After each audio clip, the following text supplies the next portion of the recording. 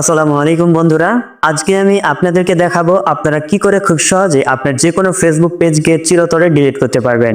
অনেক সময় কিন্তু আমরা শখের বশত বা কারো দেখা দেখি কিন্তু একটা ফেসবুক পেজ ক্রিয়েট করে ফেলি, কিন্তু কিছুদিন যাওয়ার পর এখন আমাদের মনে হচ্ছে না এই ফেসবুক পেজটা আমার দরকার নেই, এটাকে এখন ডিলিট করা প্রয়োজন। বা আপনার ফেসবুক পেজে কোনো সমস্যা দেখা দিয়েছে, এর জন্য আপনি চাচ্ছেন এখন আপনার ফেসবুক পেজটাকে ডিলিট করার জন্য, কিন্তু আপনি এখন পারতেছেন না যে কিভাবে আপনার ফেসবুক পেজটাকে ডিলিট করতে হবে। তো আপনি যদি এরকম ভাবে আপনার ফেসবুক পেজকে ডিলিট করতে চাচ্ছেন কিন্তু ডিলিট করতে পারতেছেন না, তাহলে আমার আজকের এই ভিডিওটা আপনার জন্য। কেননা আজকে আমি আপনাদেরকে খুব সহজভাবে এবং একটা নতুন নিয়মে দেখাবো যে কিভাবে আপনি আপনার ফেসবুক পেজকে ডিলিট করতে পারবেন। তো ভিডিওটি শুরু করার আগে আপনাদের কাছে একটি ছোট্ট অনুরোধ, আপনারা যদি আমার এই রাফিউল ইসলাম টেক গাইড চ্যানেলে নতুন হয়ে থাকেন অবশ্যই চ্যানেলটিকে সাবস্ক্রাইব করে দিবেন। তো চলুন কথা না বাড়িয়ে ভিডিওটিকে শুরু করা যাক। তো সবার প্রথমে আপনি আপনার ফেসবুক অ্যাপসটিকে ওপেন করে নেবেন। অবশ্যই ফেসবুকে যে অফিসিয়াল অ্যাপস রয়েছে সেটাকে ওপেন করবেন।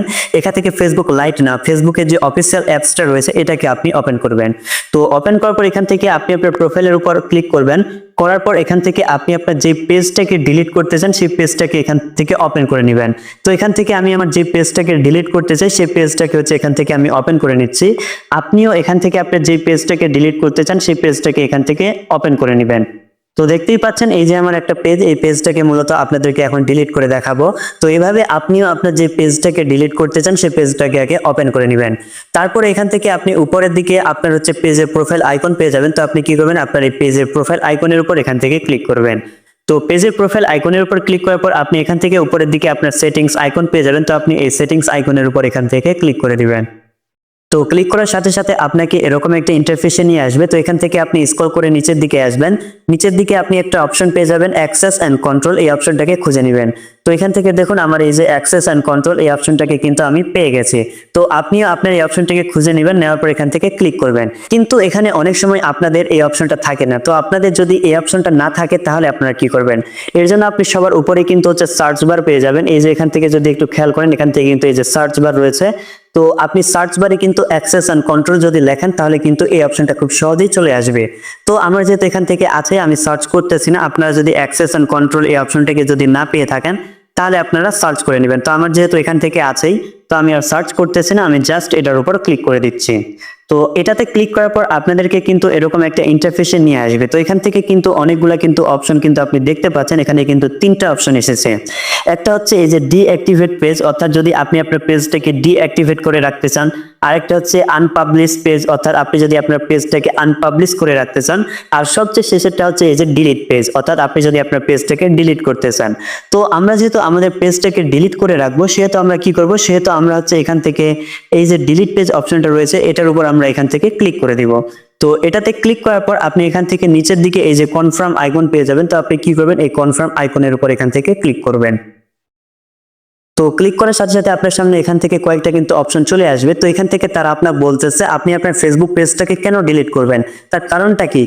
তো এখান থেকে আপনি কি করবেন, আপনি যে কারণে আপনার ফেসবুক পেজটাকে ডিলিট করতে চাচ্ছেন সেই কারণটা এখান থেকে সিলেক্ট করবেন, অথবা আপনি এখান থেকে আপনার পছন্দ মতো যে কোনো একটা কারণ সিলেক্ট করবেন, এখান থেকে যে কোনো একটা দিলে হয়ে যাবে। তো এখান থেকে আমি যে কোনো একটা কারণকে সিলেক্ট করে দিচ্ছি, আপনিও এখান থেকে যে কোনো একটা কারণ সিলেক্ট করে দিবেন। তো তারপরে আপনাদেরকে এরকম একটা ইন্টারফেসে নিয়ে আসবে। তো এখান থেকে আপনি নিচের দিকে এই যে কন্টিনিউ অপশন পেয়ে যাবেন। তো আপনি এই কন্টিনিউতে ক্লিক করে দিবেন।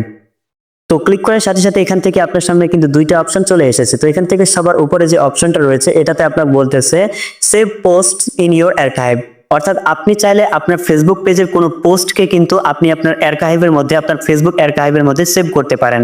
তো আপনার যদি কোনো গুরুত্বপূর্ণ কোনো পোস্ট থাকে আপনি চাইলে এখান থেকে কিন্তু এটাকে সেভ করতে পারবেন। তার ঠিক নিচের দিকে এখানে আরেকটা অপশন রয়েছে, এই যে অপশনটা এটাতে আবার বলতেছে ডাউনলোড ইওর ইনফরমেশন, অর্থাৎ আপনার ফেসবুক পেজে অনেক সময় কিন্তু অনেক গুরুত্বপূর্ণ কোনো তথ্য থাকতে পারে। তো সেই তথ্যগুলোকে আপনি কিন্তু চাইলে এখান থেকে কিন্তু এই যে ডাউনলোড ইনফো এটাতে ক্লিক করে কিন্তু আপনি এখান থেকে ডাউনলোড করতে পারেন। তো আমার পেজের মধ্যে তেমন কোনো গুরুত্বপূর্ণ ইনফরমেশন নেই, আপনার যদি থাকে তো আপনি ডাউনলোড করবেন, আমার যেহেতু নেই আমি করতেছি না। তো তারপরে এগুলো কমপ্লিট হয়ে গেলে আপনি এখান থেকে নিচের দিকে এই যে কনফার্ম আইকন পেয়ে যাবেন। তো আপনি কি করবেন, আবারও এখান থেকে এই কনফার্মে ক্লিক করে দিবেন।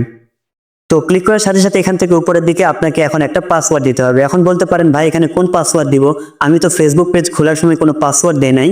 তো এখান থেকে আপনাকে মূলত আপনি আপনার যে ফেসবুক অ্যাকাউন্ট দিয়ে আপনার পেজটাকে ক্রিয়েট করেছিলেন সেই ফেসবুক অ্যাকাউন্টের পাসওয়ার্ডটা দিতে হবে। আবারও বলতেছি, আপনি আপনার যে ফেসবুক অ্যাকাউন্ট দিয়ে আপনার এই ফেসবুক পেজটাকে ক্রিয়েট করেছিলেন সেই ফেসবুক অ্যাকাউন্টের পাসওয়ার্ড এখানে দিয়ে দিতে হবে। তো আপনারা এখান থেকে আপনাদের ফেসবুকের পাসওয়ার্ড দিয়ে দিবেন। আমি আমার ফেসবুকের পাসওয়ার্ডটাকে এখান থেকে দিয়ে দিচ্ছি।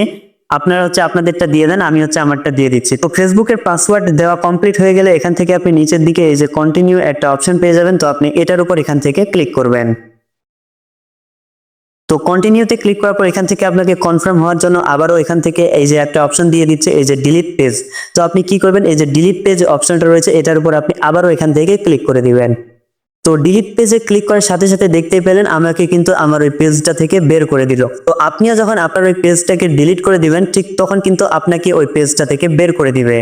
তো যখন দেখবেন যে এইভাবে আপনাকে আপনার ফেসবুক পেজটা থেকে বের করে দিল তখন আপনি ধরে নেবেন যে আপনার ফেসবুক পেজটা ডিলিট হয়ে গেছে। তবে এখানে আরেকটা বিষয় খেয়াল রাখবেন যে আপনি 1 সপ্তাহ বা 2 সপ্তাহের মতো আপনার ফেসবুক পেজটাতে কোনো রকম ভাবে প্রবেশের চেষ্টা করবেন না। অনেক সময় কি হয়, আপনি যদি আপনার ফেসবুক পেজটা ডিলিট করার কয়েকদিনের মধ্যে যদি আবার প্রবেশের চেষ্টা করেন তখন কিন্তু পেজটা ডিলিট হয় না।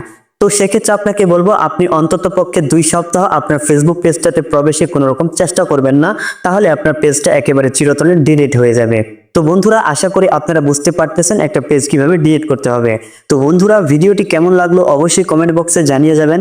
আর আপনাদের টেক রিলেটেড কোনো যদি সমস্যা থেকে থাকে অবশ্যই আমাকে কমেন্ট বক্সে জানাবেন, আমি খুব দ্রুতই সমাধান দেওয়ার চেষ্টা করব ইনশাআল্লাহ। তো বন্ধুরা, এতক্ষণ পর্যন্ত সাথে থাকার জন্য ধন্যবাদ। দেখা হবে সামনে আবার নতুন কোনো ভিডিও নিয়ে।